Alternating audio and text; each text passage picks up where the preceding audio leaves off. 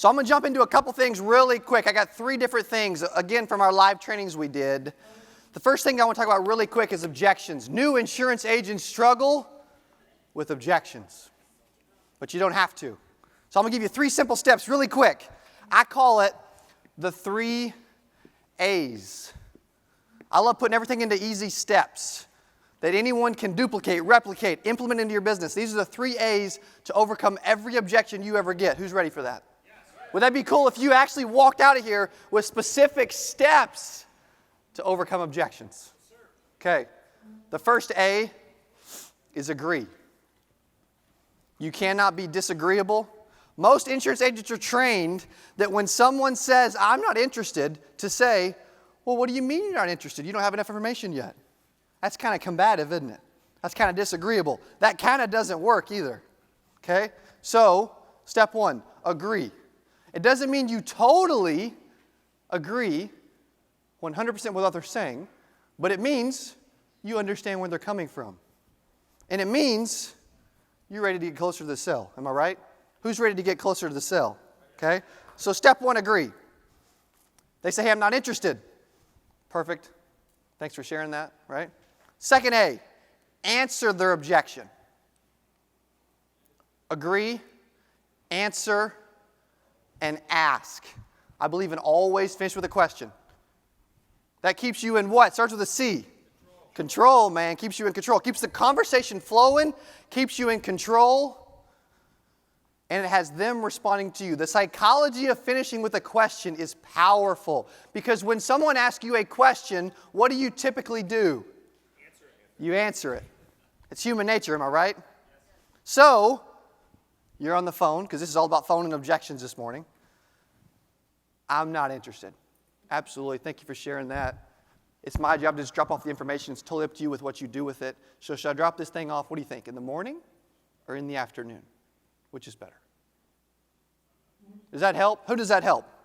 Already, right? We're all about delivering value, and I want to do it right off the bat on day 2. Agree, answer, and ask. Someone shout out an objection.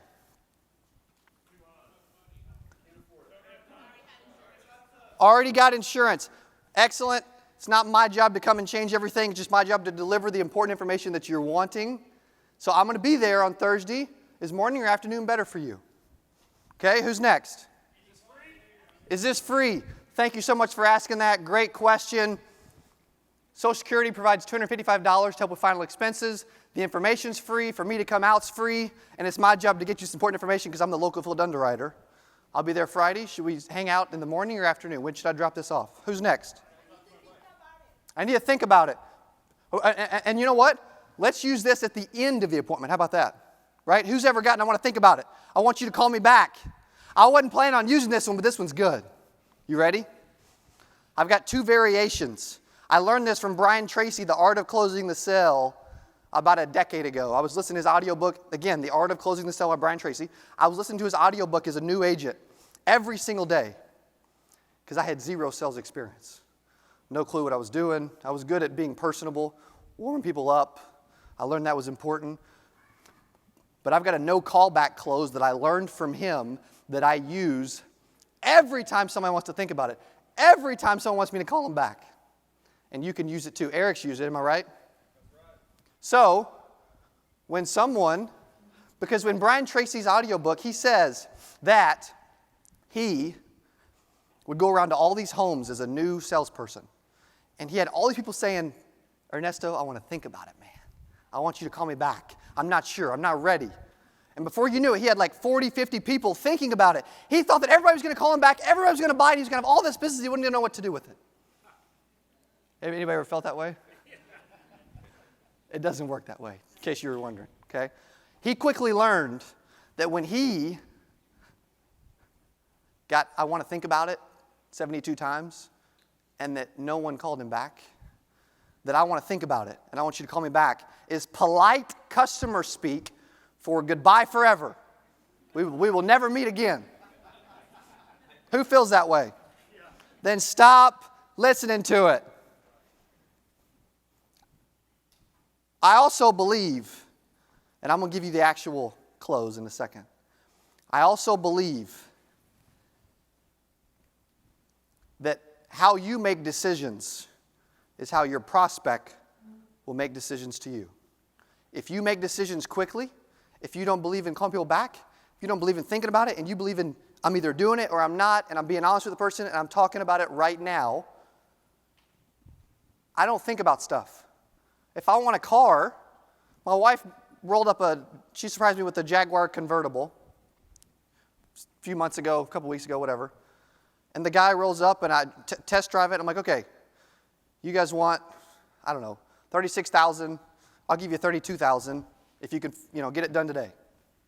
He's like, we probably can't do that. Well, that's fine. I don't need the car then, right? I make decisions instantly. There's no reason to waste people's time. But because I buy that way, I expect others to buy that way.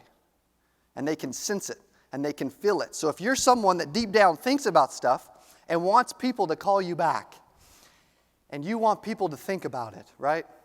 And you want to think about it, then that's probably the main reason you're getting that objection, because I don't get it as much anymore. Think about that. It's a hard truth, but it's true, okay? So Brian Tracy, he had all these people saying, I want to think about it. And he finally got fed up with it. Who's fed up with, I want to think about it, I want you to call me back? Dude, I'm with you. So he finally said, you ready? Ready, yes. He finally said, this is good now. He finally said, this is the no callback close, and I've got an aggressive version and a non-aggressive version that a lot of you have heard before. He simply says with this no callback close, I understand that you want to think about it. Unfortunately, I have a no callback policy. You have everything you need to make an informed decision today. Why don't you just take it? He tried that on his first appointment after getting about 40 people telling him he was going to think about it. And they said, well, if I can't think about it, then I guess I got to do it. So I'm sitting with a agent in Niangua, Missouri several years ago, and we're sitting with Miss Mary, was her name, really was. And she said, $300 a month sale. We're about to close a $300 a month sale. When I get in front of big sales, I'm definitely not letting those go. Most agents, when it's a big sale, most agents retract because I don't want to screw this up. This is big. I don't want to get in the way. I don't want to tick them off, right?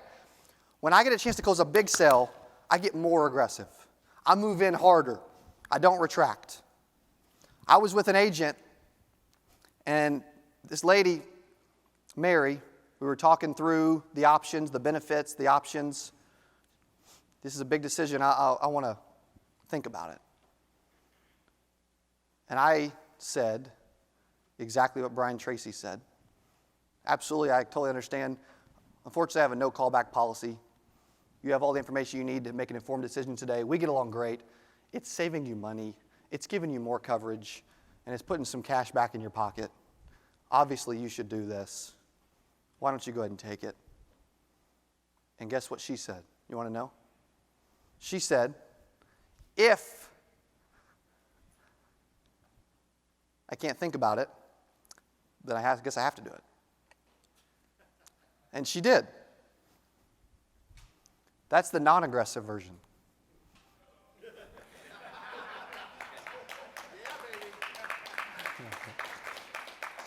Who wants the aggressive version? Are you guys aggressive or not? I know Ryan in the 10X hat's aggressive. All right, you ready? Okay. Here's the aggressive version. Because at the end of the day, we're helping people, right? Like I talk about it all the time, and I tell agents, who helped a prospect more? The person that sold them $5,000 or the person that sold them $15,000? But all of us want to sell with our own wallet. We think we're helping them by not proposing something that they should be doing, that they need and their family needs. When they pass away, which agent was more helpful to that family? Now, I'm not saying you oversell them stuff. I'm not saying you sell people the stuff they can't afford, but I'm saying you do the right thing. Because I believe, and I'm so sold on what we do, that we are one of the biggest helper professions in the world, as Frank Maselli said last year. I truly, truly believe that. So here's the aggressive version. You ready? I want to think about it. All at once on the count of 3, say, I want to think about it. 1, 2, 3. I want to think about it. I completely understand. Unfortunately, I have a personal no callback policy. And the reason that is I've had people tell me they want to think about it. 6 months go by, they don't actually think about it. They pass away, and guess who their family blames for not helping them do what they should have done from the very beginning? I'm not going to let that happen. We get along great. You need it. You want it. You can afford it. Let's see if we can get you approved. What's your full legal name? Right? Who's ready for that one? Show of hands, who's going to try that? You guys are aggressive. I love it. All right. So there's objections. I got a couple more minutes, and I want to move into a couple other things really quick. I want to move into some phone tips. Who wants some phone tips really quick? If you like that, you'll love this. 2 hands. I love it. She's really ready. Okay? Phone tips. I got 5 of them really quick. The first one, always assume the right person answered the phone. We are trained to do this. Hello, I'm looking for Betty. Hello, is this Betty? Are you Betty? I'm trying to reach Betty. They fill out the information. You know it's them. Which is better? Hello, I'm looking for Betty? Hey, Betty. Have you ever had a telemarketer call you? We're going to see who's honest. Have you ever had a telemarketer call you and they've said, I'm looking for Cody? No, you have the wrong number. Show of hands, who's done that? Yeah, me too. Okay? At least we're honest about it. Okay? So why do we do the same thing? Which one's more likely to get the proper response and get lied to less often? People don't want salespeople calling them. That's normal. It's human nature. I don't care if they filled information or not. They're still a lead. But a lot of leads don't get sold because agents do not know how to work them. I truly believe I can receive any batch of leads. I don't care where it's from, who created it, and I can get a return on that batch of leads. I'm that confident in my ability. You need to be that confident in your ability. So, hello, Betty. Okay? Second tip. I only use my first name. I don't use last name. Nobody cares. They're going to forget. I don't use company name because when I use company name and I say, well, hey, I'm with, the 8% Dallas agency office. Well, who is that? It gives them a chance to interject. It gives them a chance to interrupt. It gives them a chance to take control of the conversation and ask a question. Is that good? No, it ain't good at all. It's my phone call. We're in control. We called them. They didn't call me. So, I don't use it. Betty, this is Cody. Everybody can do that, right? Third thing, I don't ask, how are you? We don't even care yet. Oh, we don't. We really don't. I said that on a YouTube video one time, and a dude commented, I care about everyone. You've been on the phone with them like 8 seconds, max, right? And I'm doing horrible today. Why are you calling me? That doesn't help the start of the call, does it? I don't ask, how are you? I ask questions I know I'm going to get the answer to. I ask questions that are going to give me the right answer, okay? And that one, I don't have control over. I also don't pause. Here's the number one issue that agents struggle with. I'm going to give you the example of the wrong call. Not in this room, because you guys are forward thinkers. But if I was in another conference, most insurance agents, if I passed out leads to 10 people, 8 or 9 would say this. And after I say it, you're going to throw up in your mouth, okay?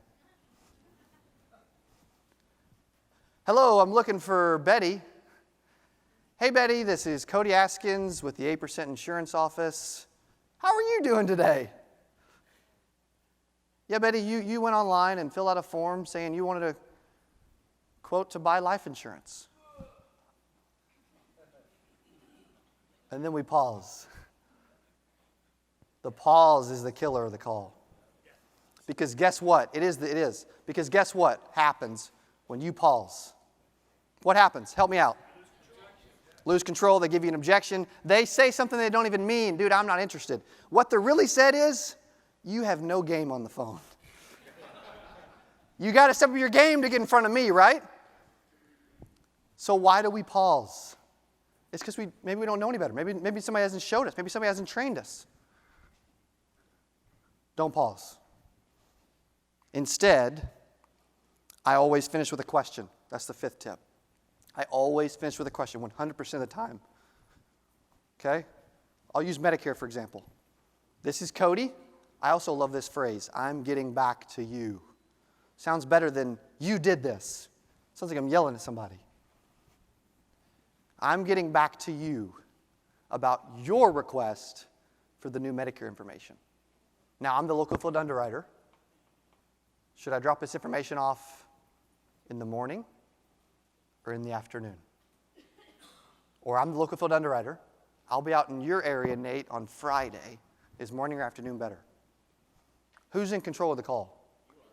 Who has a better chance of getting the response that you should get? So why don't we do it that way? Okay.